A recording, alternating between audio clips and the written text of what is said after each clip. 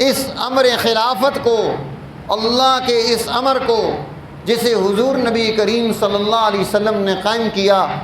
جس پر صحابہ نے محنت کی، جس پر ابو بکر اس دنیا سے تشریف لے گئے، آپ نے فرمایا کہ اس کی مخالفت کریں گے، کچھ لوگ اس کی مخالفت کریں گے، اگر وہ ایسا کریں تو وہ اللہ کے دشمن ہیں، وہ گمراہ ہیں، اور اگر وہ جان بوجھ کر ایسا کر رہے ہیں تو پھر وہ کفر کی طرف جا رہے ہیں، اور ان کے اعمال ان لوگوں کے ساتھ مشابہ ہیں جنہوں نے کفر کا راستہ اختیار کیا۔ یعنی جس دین کو دنیا میں عزت اور قوت اور غلبہ ملا، اس کو توڑنے کا کام دنیا کا ظالم اور کافر ہی کر سکتا ہے کہ اللہ کا حکم ٹوٹ جائے، انسانیت بکھر جائے، ظلم قائم ہو جائے، عدل مٹ جائے، معاشی خوشحالی ختم ہو جائے، ترقی کا دور زمین کی طرف آ جائے، جسے ان لوگوں نے اس خلافت کے ذریعے سے دنیا میں ترقی کا دور پیدا کیا۔ حضرت عمر رضی اللہ تعالی عنہ رہنمائی ارشاد فرما رہے ہیں کہ یہ کام، یہ اہم کام ہے، تمہیں اس کام کو سنبھال کے رکھنا ہے،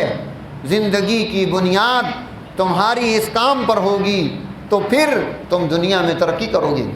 آج مسلمان نے جب غلبے کا ذہن ختم کر دیا، دنیا میں یہ دوسری قوموں کے ماتحت رہنے پر مطمئن ہو گیا، دنیا کی دوسری قوموں کی سیاست اور معیشت کو اس نے اختیار کر لیا، تو نتیجہ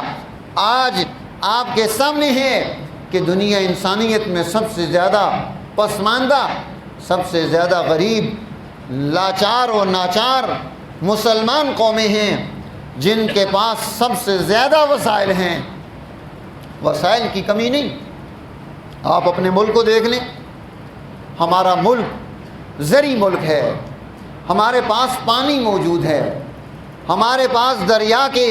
سمندروں کے راستے موجود ہیں، ہمارے پاس خشکی کے راستے موجود ہیں، ہم دنیا کی ساری قوموں کے جنکشن پر ہیں،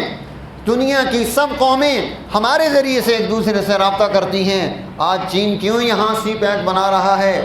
آج امریکہ اور یورپ کی قومیں کیوں نہیں افغانستان کو چھوڑنا چاہتی؟ اس خطے سے کیوں نہیں پیچھے ہٹنا چاہتی؟ کیا وجوہات ہیں کہ وہ یہاں کے سیاسی نظام کو یرغمال بناتے ہیں، یہاں پر اپنی قوت کو قائم رکھنا چاہتے ہیں، وہ اس خطے کے وسائل سے استفادہ کرنا چاہتے ہیں، یہاں بیٹھ کر وہ یہاں کی ساری قوموں پر راج کرنا چاہتے ہیں۔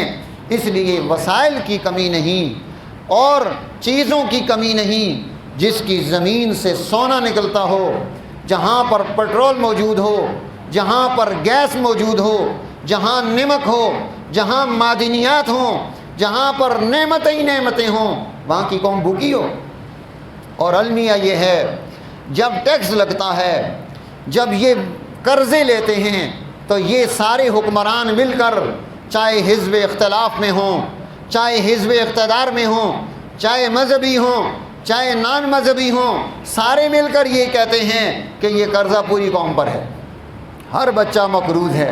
لیکن جب ہماری زمین سے معدنیات نکلیں، جب سونا اور چاندی نکلے،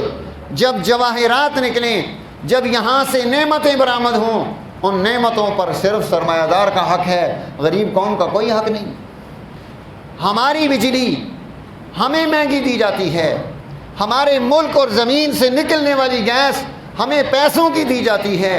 ہمارے ملک سے نکلنے والا پٹرول ہمیں پیسوں کا دیا جاتا ہے۔ یہ تو ایسے ہی ہو گیا کہ باپ اپنے بیٹے سے یہ کہے کہ تو میرے گھر میں رہے گا تو کمرے کا کرایہ تجھے ساتھ دینا پڑے گا، یہاں رہتا ہے تو کمرے کا کرایہ دے گا۔ ہمارے ساتھ ان نالائق حکمرانوں نے اس قوم کو جس کے وسائل تھے، جس کی چیزیں اور نعمتیں تھیں، ان کو محروم کر دیا اور انہی پر یہ چیزیں مہنگے داموں بیچیں۔ یہ کتنا بڑا ظلم ہے،